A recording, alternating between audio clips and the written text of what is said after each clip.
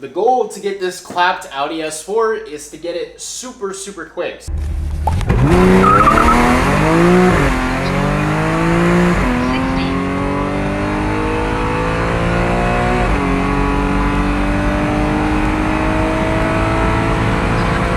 So we did some stage 1 tuning. We did the high pressure fuel pump piston upgrade, although I haven't edited that video yet. And now we got the car on E40. So the last thing that we're missing besides dual pulley from 034 Motorsport is getting in an upgraded heat exchanger. The stock heat exchanger isn't too big, and as you all recall, we went to my boy Nick's house and picked up an upgraded one for completely free. He hooked it up.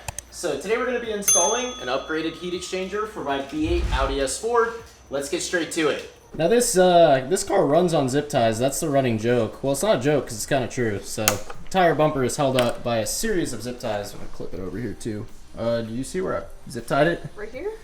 Yeah. Is that it? I don't know. I don't think I zip tied it at all. So the bumper comes off super easy, just like that. And then we have 2 factory lines going to my heat exchanger. So we're gonna be messing with this one right here, which is the top one, and then I'm pretty sure there's one on the other side that we have to modify. Now initially I watched a tutorial where both of these coolant hoses were flowing into the stock heat exchanger right here, but apparently mine isn't like that. So we're actually gonna be going with this 90-degree, I guess, exit on the heat exchanger to the left-hand side, or the passenger side, and then this straight one is gonna go to the driver's side right here. So we're gonna be running these off of the factory lines, but slightly modifying them with a couple of hose things right there. I have a elbow, just in case if you guys were wondering, and a straight connection fitting for the heater hose.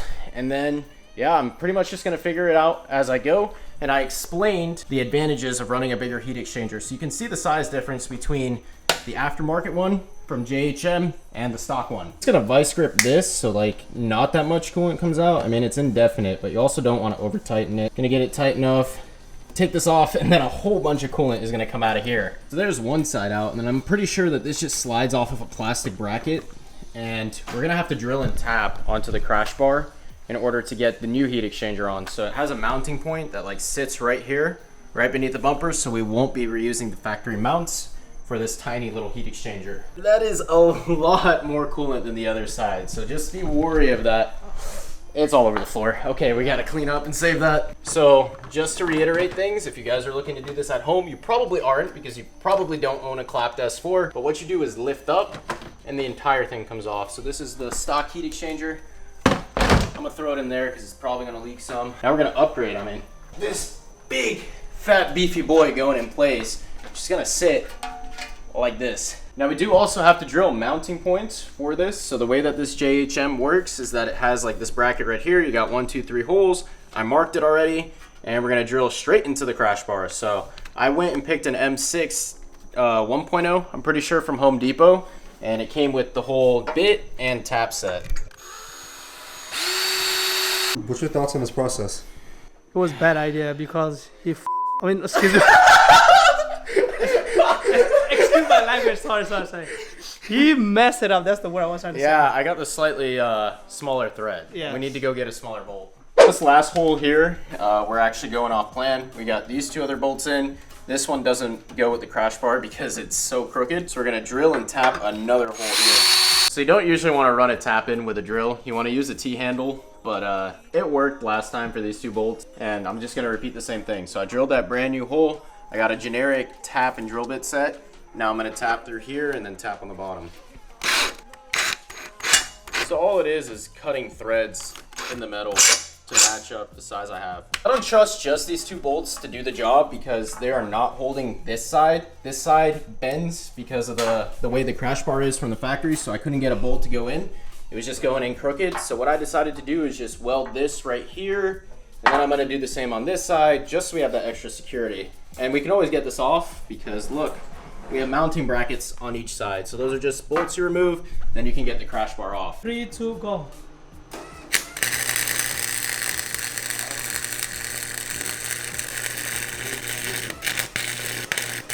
Two way, go!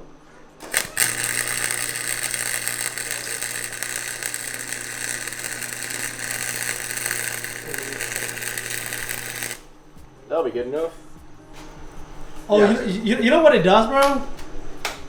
Toby, You know what it does? What, it goes dark? Yeah, it goes dark. That's fine. It's fine. Because you're in the window. This is kind of what I was talking about. It curves so much that like we can't get a bolt down in there. There's nothing to go there. So obviously, you know, we tried here and same thing ended up happening. Odd angle. I broke the tap in there running it in. Again, don't use a drill to use a tap.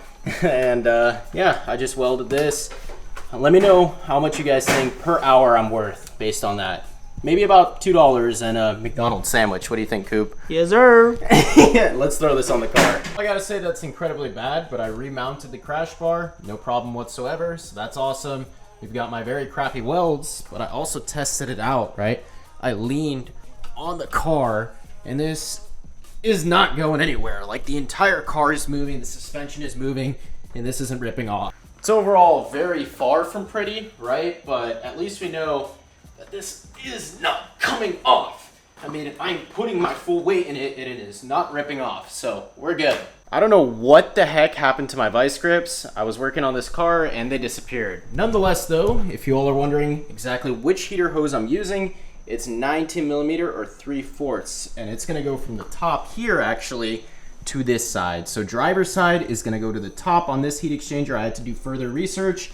That's exactly where it's gonna go. And we're gonna connect it using this L fitting. Now you can get these at any parts store, AutoZone, O'Reilly's, they all stock it. This is exactly what you want going on with this Y fitting from the driver's side coolant supply to here. I'm having a hard time getting it to go all the way down, but that should do the job for the most part. I mean, if it leaks, I'll loosen it and slide it over some more, but I'm struggling, boys. It is hard. You know what I think I'm gonna do, fellas? I just come to this conclusion. I think I'm gonna get yet another elbow or L fitting and get more of this hose, obviously. This is not reaching all the way over there, so we can kiss that goodbye for tonight, but we need to make a parts run, and we'll get it right with another 90-degree elbow.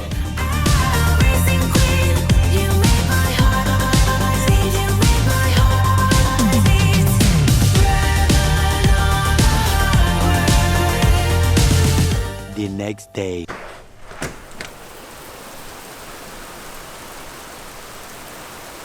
Alrighty, so I went to AutoZone and picked up a whole bunch of goodies to finish up this heat exchanger install. Among them include this heater hose, which is a U or a 180-degree bend, so this is going to make getting this connected a lot easier. Also got more heater hose and a few other connections. But I think I'm going to run it behind because it looks cleaner instead of having that heater hose run in the front. Nice, so we got that U hose right here. We've got a 3/8 or a 3/4, my bad, to a 3/4 connection, and more 3/4 heater hose, which comes all the way over here. That's gonna go there. Anyways, I'm gonna push this behind the heat exchanger for a clean look, and it will reach the opposite side perfectly. And this stuff is always a pain to cut through. Come on. As you all can tell, I use the same exact straight adapter that I've been using this entire time. So I've got the vice grips, I'm gonna release them, and let this stock line come down on here. Now that that's all together, as you can see, and we have this connection as well as this one, I'm gonna put some coolant through the top of the upgraded heat exchanger. That's the cool thing about these things. So they actually have a drain and fill cap on the top and bottom. I just removed it, I'll put it in here, and then I'll bleed the system. But I wanna check for leaks before I bleed it. So we're gonna fill this up with a funnel, check for leaks, and then bleed the system. Yeah, let's just say that funnel didn't really fit too well, but you know what? The blue tape seems to be working.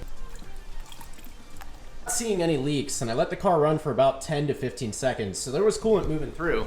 But now we're gonna go ahead and bleed it, which consists of doing this. If you all watched my Mustang video, where we did the ESS install, was the same exact thing. So we're gonna open this, and basically slowly pour coolant in with the heat on max. The goal here is to evacuate all the air bubbles by basically pushing it with using the pump. So if we keep this open, the air is gonna escape here and we're gonna replace it with coolant. Just because this thing was so freaking bone dry, I topped it off a little bit, you know? Now I'm gonna turn the car on. Now we let it run. Maxed out. Let's blow maximum AC too. Now you'll notice as this happens, your coolant level is gonna drop. And basically what you do is you keep replacing it until it stops. If you've been watching me build these cars for a while, you'll know that I really stand by this stuff and that it really, really works. All I'm gonna say is that blue wrap looks nasty, nasty, nasty. let me tell you guys what, definitely don't try to open the top of the heat exchanger like I did to bleed it a little faster. I was like, you know what, maybe I can bleed it faster if we open 2 places. No, the coolant came gushing out like a freaking geyser. I have video of it, and it went absolutely everywhere. So I probably lost that water wetter. But anyways, I got the entire system bled. It's all good now, all the air is out. Let's go ahead and pop on the bumper, and then we're pretty much done with this install. So wasn't too bad, honestly.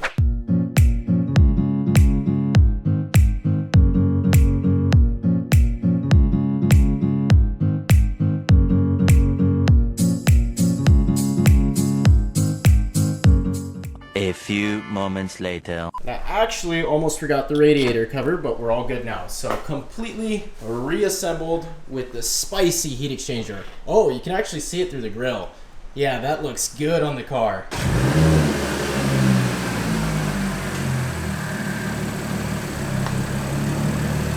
On that note, if y'all enjoyed this video of upgrading the heat exchanger on my B8 S4, please remember to comment, like, and subscribe. And definitely make sure to stay tuned for some videos of us taking this thing to the drag strip to see what we run. I'm going for a low 11.